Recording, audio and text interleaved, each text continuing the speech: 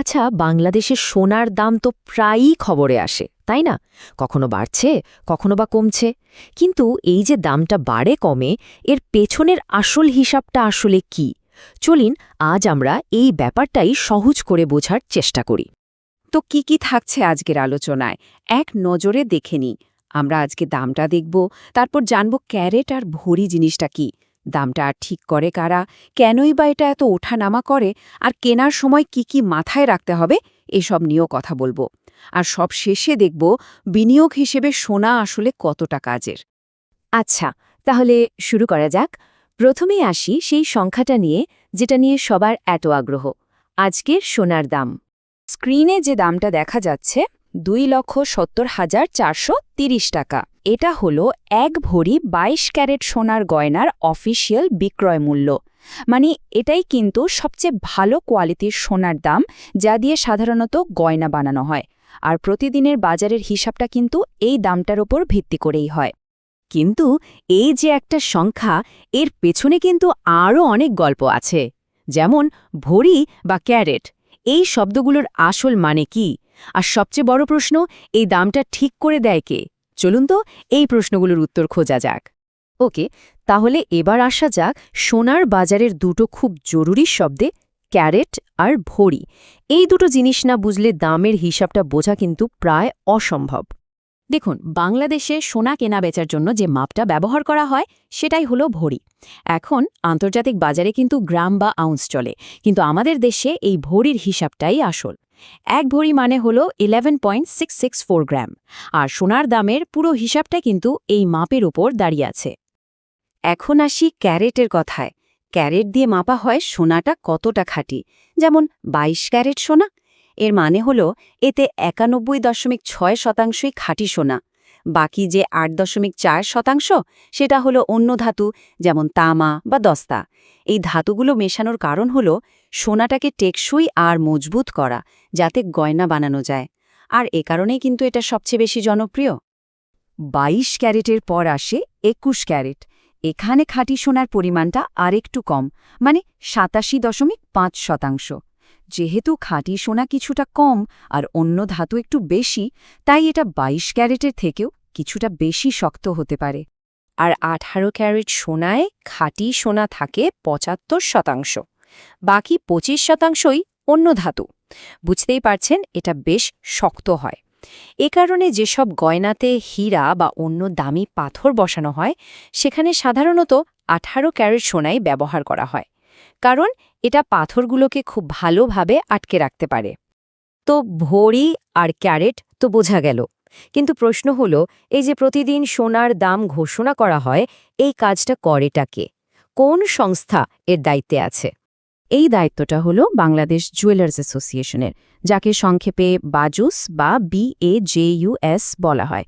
1972 সাল থেকে এই সংস্থায় কিন্তু দেশের সোনার দাম ঠিক করে আসছে। তারাই একমাত্র অথরিটি।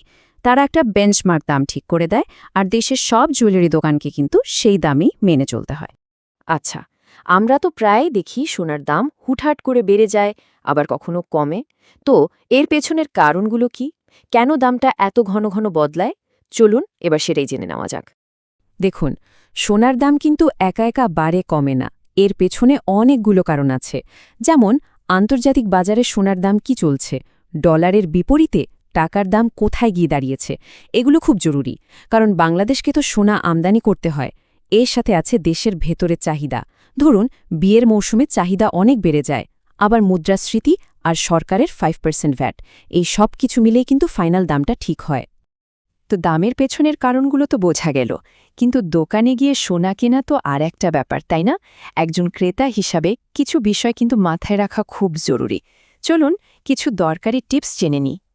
দোকানে গয়নার ট্যাগে যে দামটা লেখা থাকে, সেটা কিন্তু ফাইনাল প্রাইস না, একদমই না। এর সাথে যোগ হয় মজুরি বা মেকিং চার্জ। ডিজাইন যত জটিল হবে, এই চার্জ তত বাড়বে, তবে এটা কমপক্ষে 6% হয়।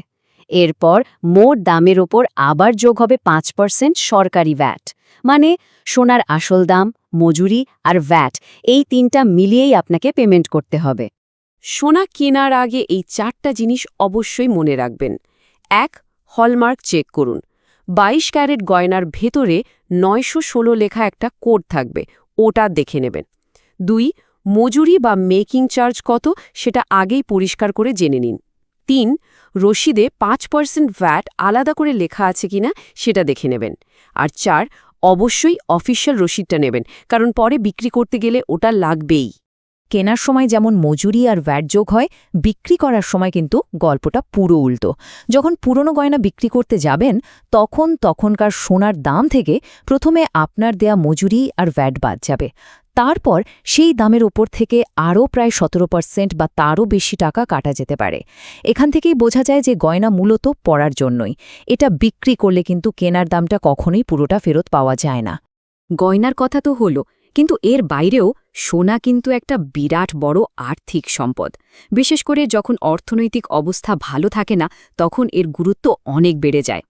যখন দেশে অর্থনৈতিক অস্থিরতা দেখা দেয় বা মুদ্রাস্ফীতির কারণে টাকার দাম কমে যাওয়ার ভয় থাকে, তখন অনেকেই সোনাকে একটা সেফ হেভেন বা নিরাপদ আশ্রয় মনে করেন। কারণ ইতিহাস বলে সোনা সময়ের সাথে সাথে তার ভ্যালু ধরে রাখতে পারে, যা টাকা হয়তো পারে না।